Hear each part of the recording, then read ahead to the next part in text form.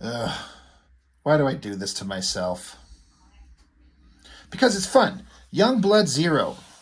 Is there enough story in YoungBlood to warrant a issue 0? What is the point of 0 issues anyway? Like, where did that come from? Why does everyone still do it? It's like it's issue 0, it's special. I guess it was so special that somehow, once again, I end up with 2 copies. I don't know how. I guarantee you I would have only paid for 1. But occasionally I get a hold of books, or some people just hand off stuff to me, or I don't know how. I got 2. It was one helpful thing, is that we can look at the double cover without spreading the spine open.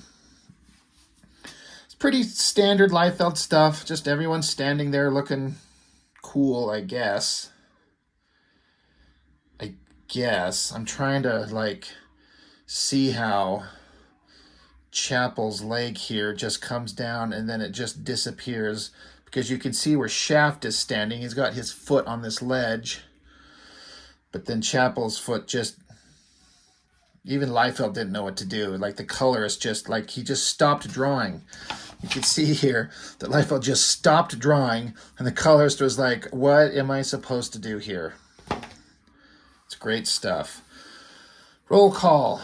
Bad Rock, Riptide, Cougar, Die Hard, Chapel, Shaft, and Captain Skull-Braids, who is the star of this book. We're going to learn some deep, intricate character moments on him because it's important, right? God, I'm looking at Bad Rock's fist here. It looks like a lump of shit. Fist. Quote, unquote, fist. He's fisting us, all right. Creator, writer, penciler, Rob Liefeld. Penciler, pages 4 through 9, and 12 and 13. Dan Fraga. I think this is the first comic work of Dan Fraga. I'm not 100% certain, but that was always kind of my understanding. Printed in December of 92. Okay. I bet you it's about a team of heroes that have to jump into a situation from the sky and solve problems, and I bet there's fake interpersonal conflict and drama. Bunch of government stooges telling the president that there's a problem, there's things going on, and we got to stop it, and we got to send in the team. So whoever this chucklehead's supposed to be, look at these hands of the president at the desk. Look at this poor man. He had his hands amputated. And then those are hands. Anyway, the word is given. Now get used to this, because we got to turn this book sideways multiple times. And how many times has Liefeld done this? You got the team of heroes jumping from the sky, from some airplane or helicopter or some kind of bullshit, jumping into battle. Like, this is a thing that he just can't help but want to do all the time. So who do we see? We see Riptide, we see Chapel, we see Die Hard, and Captain Skull-Braids. And, I mean, it's pretty standard, boring, uninteresting stuff. I guess these are supposed to be gun barrels from a whole bunch of people pointing guns up at him. He's charging into it, but then he, like, curb stomps some guy, and then these bowling ball shapes here are staring on. Good job.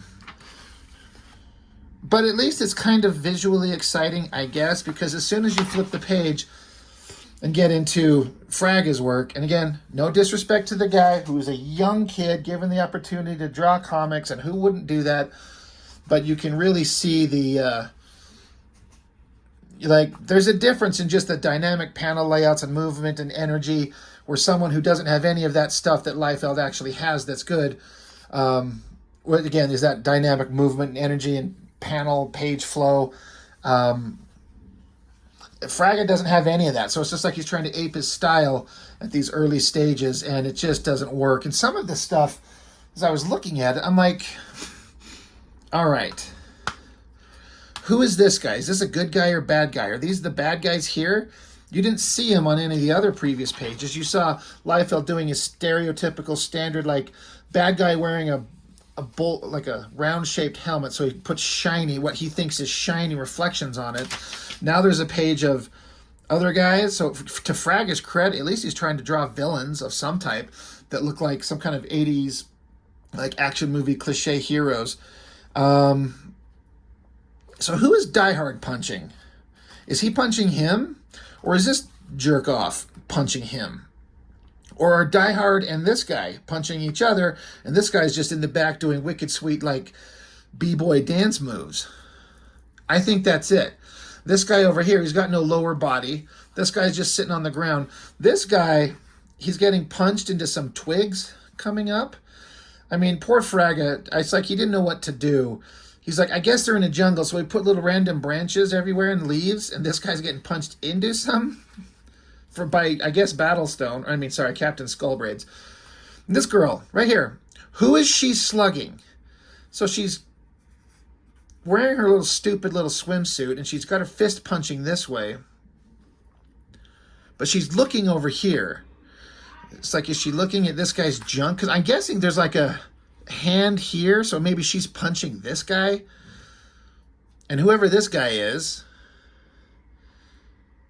he's not on the team that we can see coming down with the good guys. So is he good guy or bad guy? I guess this is a bad guy. And Chapel, he's giving him the old crotch shot. It just doesn't work. And then Riptide, oh yeah, she gets out her water powers, which is the only thing that she should be doing. But why she's punching nobody over here? Oh, she says, looks like we've made a big splash, boys. Thank you, Rob Liefeld. That's great. Riptide, mistress of moisture. Oh, she should get into the adult industry, which she actually does later in the comics. And she could still call herself Riptide, mistress of moisture.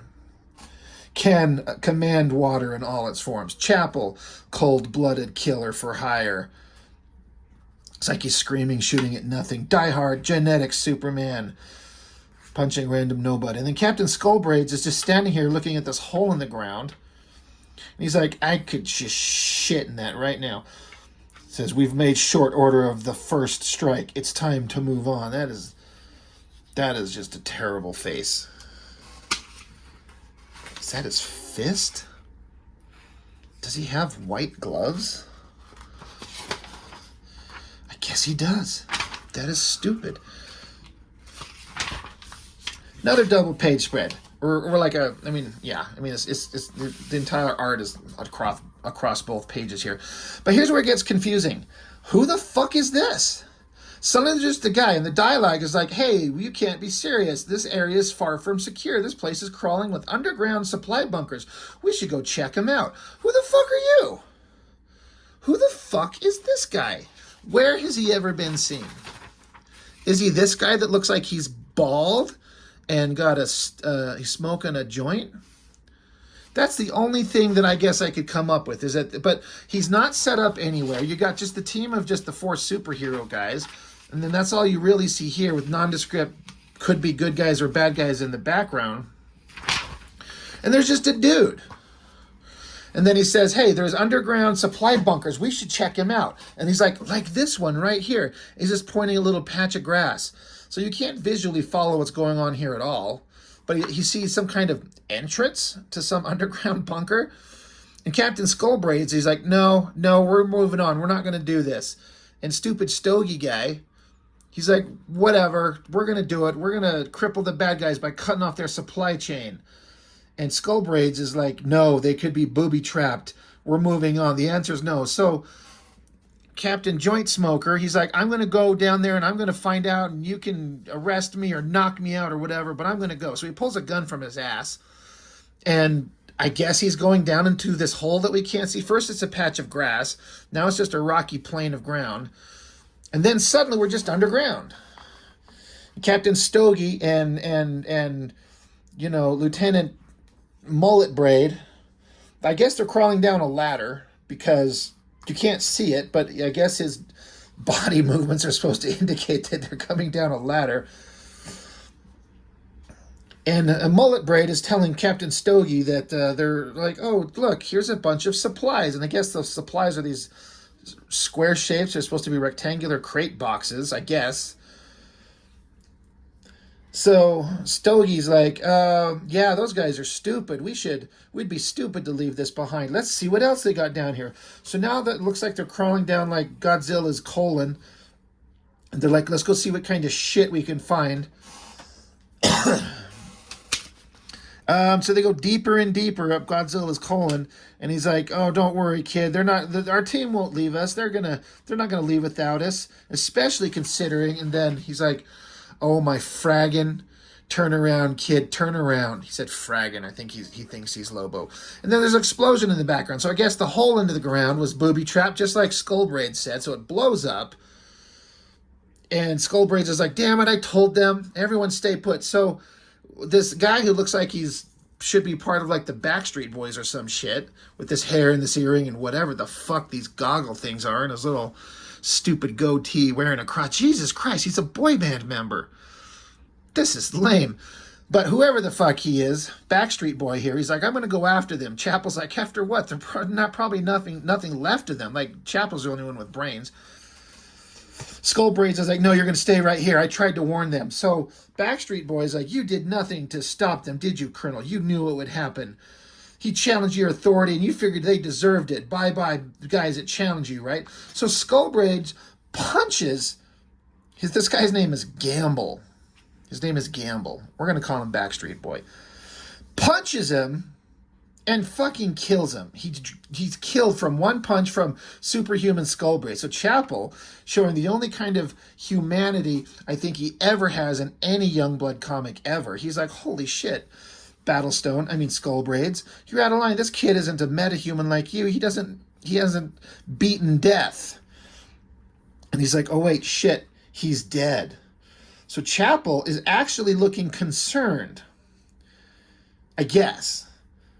So good job. Skull-braids killed Backstreet Boy, and he's dead. And you remember Die Hard? Because he was like kind of right here in the one panel. Oh yeah, look at the anatomy on Die Hard there. And he's wearing those like kid flotation devices around his shoulders. So is Chapel. What are the point of those fucking circular piping stupid looking things? They're so dumb. Anyway, Die Hard's there, and he's punching somebody, but then you don't see him again on any of these pages.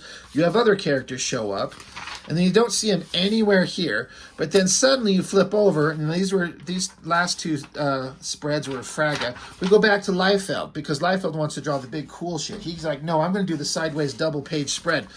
And suddenly Die Hard is just pissed as shit, like you killed his lover or something, and his flotation devices are all swollen up so he won't like drown. Dork thinks he's going to drown. He screams no. And Skull-braids here, his eyes flash. It's like the devil's coming out of him. Now, I gotta say, I'm being for real. For all the shitting on Liefeld that we do, there is a dramatic difference in the energy of these pages. Now, they're trying to tell a story on these pages, but these instantly look better, and that wicked, crazy drawing going on here, like, it stands out. It's more interesting and more exciting. But it looks like the devil. He's got the skull on his head. Maybe he's like part Spawn or some shit. So, Die Hard's pissed. Very upset, right? So I bet a big action scene's coming. Some big punches, some powerful fighting scenes. And, oh, no. We're back to Fraga. It's this softest little punch. It sends him like he's doing some cartwheels or something. So Skull-braids is like, "That's the first and last mistake, son." So then Skull-braids starts punching at Die Hard, but what is in Skull-braids' hands there? I think he got like a dildo out or something, and he punched Die Hard in the face with it.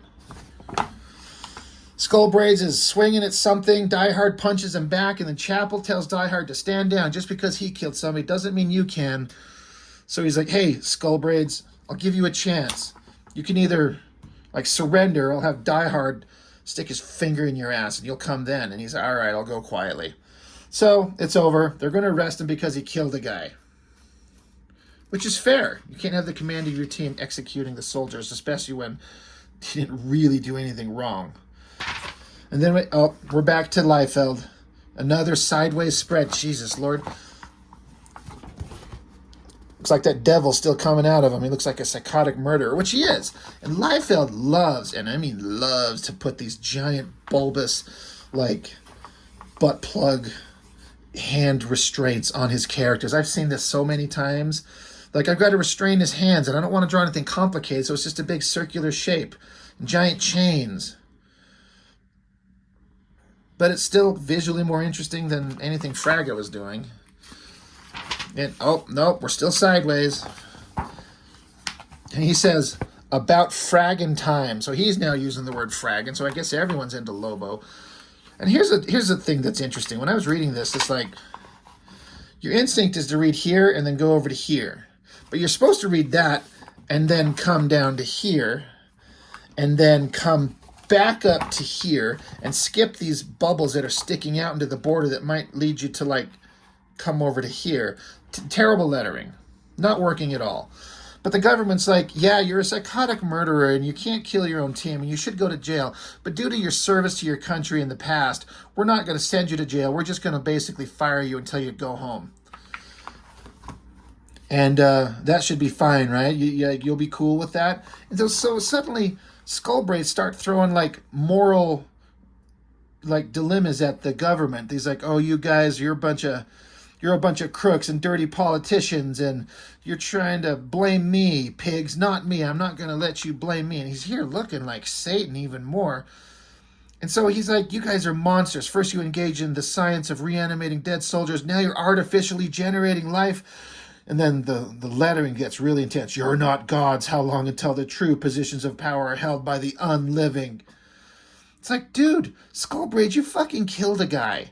Like, you don't have any room to have, like, the moral high ground. Like, you killed your own teammate. He didn't do anything to you. He just, like, said, hey, we're not leaving our teammates behind, and you punched him to death.